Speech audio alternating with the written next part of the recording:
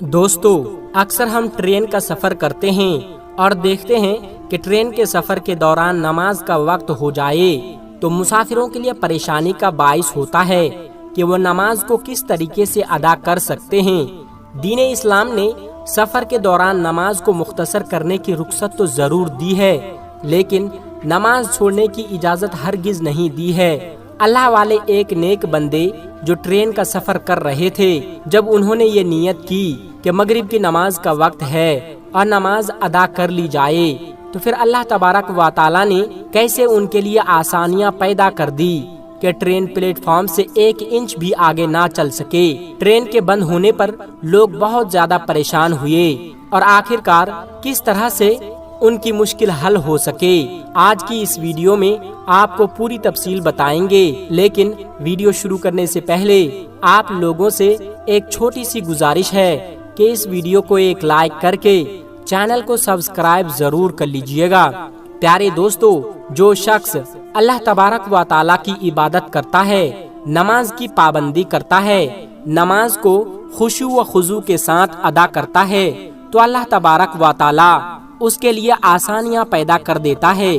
حدیث پاک میں ہے، جس کا مفہوم ہے کہ اگر کوئی شخص اس دنیا کے اندر مگن ہو جائے، دنیا کی دولت اور آسانیوں کو تلاش کرنے کے لیے بھاگتا پھرے، تو پھر اللہ تبارک و تعالی اس کو اسی میں تھکا دیتا ہے، اور وہی شخص اللہ کی عبادت کرے اور وہ تمام کام کرے جو اللہ کو پسند ہے، تو اللہ رب العالمین اسے اس دنیا کی خوشیاں اور آسانیاں بھی عطا کرتا ہے، اور آخرت میں بھی اس کے لیے بڑے انعام کا حصہ رکھ دیا جاتا ہے۔ دوستو، جو لوگ خاص طور پر نماز پنجگانہ کی پابندی کرتے ہیں، ہر وقت نماز ادا کرتے ہیں، اور نماز اس لیے ادا نہیں کرتے کہ ان پر فرض کر دی گئی ہے اور انہیں پڑھنا ہی پڑے گا، اپنے سر سے اس فرض کو اتارنے کے لیے نماز نہیں پڑھتے، بلکہ یہ سمجھتے ہیں کہ نماز تو دراصل ان کے خالق اور پیدا کرنے والے رب العالمین سے ملاقات کا ذریعہ ہے۔ پھر یہ ملاقات ان کے تمام تر آداب و احترام کے ساتھ ہوتی ہے، اس کو خشوع و خضوع کے ساتھ ادا کیا جانا چاہیے، تو اللہ تبارک و تعالی ان پر اپنا خاص کرم کر دیتا ہے اور لوگوں کو مشکلات سے نجات ملتا ہے، اور لوگوں کے لیے دین اور دنیا دونوں میں آسانیاں پیدا کر دیے جاتے ہیں۔ اور ایسے کئی واقعات سننے میں آتا ہے کہ وہ لوگ نماز پڑھ رہے تھے، جب ان پر کسی جانور نے حملہ کیا یا کوئی موذی جانور سامنے آ گیا، تو اللہ تبارک و تعالیٰ نے اسی نماز کی برکت سے ان لوگوں کو کیسے محفوظ رکھا۔ یہ واقعہ تاریخ اسلام کے مختلف کتابوں کے اندر موجود ہے، جو ہم سنتے ہیں اور سینہ بہ سینہ یہ ہم تک پہنچ بھی رہے ہیں۔ لیکن دوستو، آج جو واقعہ آپ کے سامنے پیش کرنے جا رہے ہیں، یہ ایک اللہ والے بزرگ کا ہے، جو ایک ٹرین کا سفر اس لیے کر رہے تھے کہ دین اسلام کی تبلیغ کی جائے، مختلف شہروں میں جا کر اللہ کا پیغام پہنچایا جائے، اور انہیں رب العالمین کا درس دیا جائے، اور انہیں بتایا جائے کہ وہ اللہ تبارک و تعالی جو تمام جہانوں کو پیدا کرنے والا، انہیں پالنے والا اور رزق عطا کرنے والا ہے۔ تم اس کی جانب 1 قدم بڑھاؤ، وہ 100 قدم تمہاری جانب بڑھائے گا، تم اس کی طرف چل کے جاؤ، وہ دوڑ کر تمہاری طرف آئے گا۔ لہٰذا یہ شخص یعنی یہ اللہ والے بزرگ اس نیت سے ٹرین کا سفر کر رہے تھے۔ دوستو، یہ سفر کرتے کرتے ایک پلیٹ فارم پر یعنی اسٹیشن پر ٹرین رکی تو مغرب کا وقت آ پہنچا تھا، تو اللہ والے بزرگ نے اپنے ساتھیوں کے ساتھ یہ مشورہ کیا کہ چونکہ ٹرین تو اسٹیشن پر رکی ہوئی ہے، لہٰذا ہم یہیں پر نماز ادا کر لیتے ہیں، بجائے اس کے کہ چلتی ہوئی ٹرین میں نماز ادا کرتے، ہم پلیٹ فارم پر نماز ادا کریں گے اور پھر اپنے سفر کو واپس شروع کریں گے۔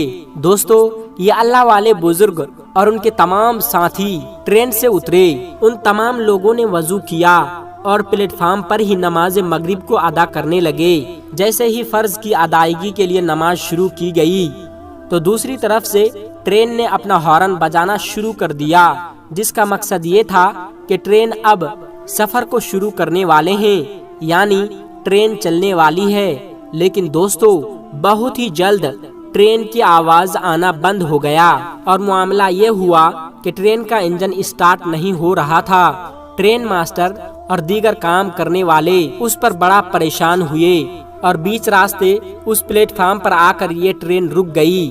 اب اس کا انجن بھی اسٹارٹ نہیں ہو رہا ہے۔ دوستو، فوری طور پر میکینک کو بلایا گیا تاکہ تکنیکی مسئلے کو دیکھا جائے۔ یہ بات واضح طور پر یاد رہے کہ ٹرین اپنی ہارن بجانے کے بعد اپنے سفر کو آہستہ آہستہ شروع کر دیتی ہے، اور اگر کوئی مسافر پلیٹ فارم پر رہ جائے تو ٹرین کبھی بھی اس کا انتظار نہیں کرتی ہے۔ لہٰذا یہ تمام مسافروں کو یہ ہدایت پہلے ہی کر دی جاتی ہے، جیسے ہی ہارن کی آواز سنے تو فوری طور پر اپنے ڈبے پر یعنی ٹرین پر سوار ہو جائے۔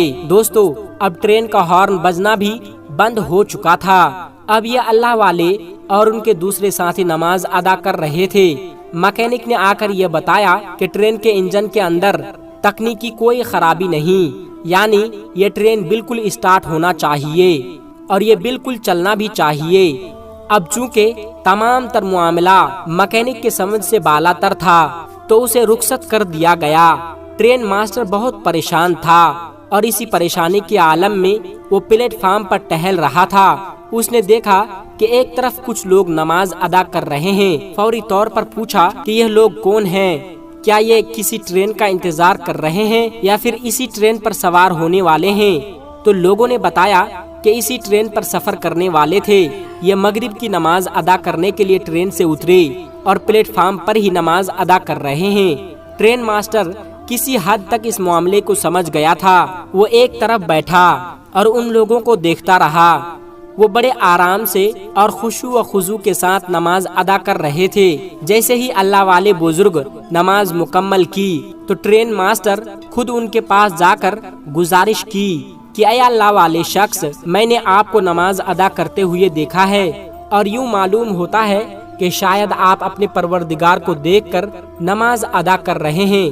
یعنی اتنا ادب و احترام کے ساتھ نماز ادا کیا جا رہا تھا۔ آپ نماز ادا کر رہے ہیں اور ادھر ہماری ٹرین کا انجن بند ہو چکا ہے۔ مجھے یہ لگتا ہے کہ شاید خدائے تعالیٰ نے آپ کی اس نماز کو پسند کر کے اس ٹرین کو آپ کے لیے روک دیا ہے۔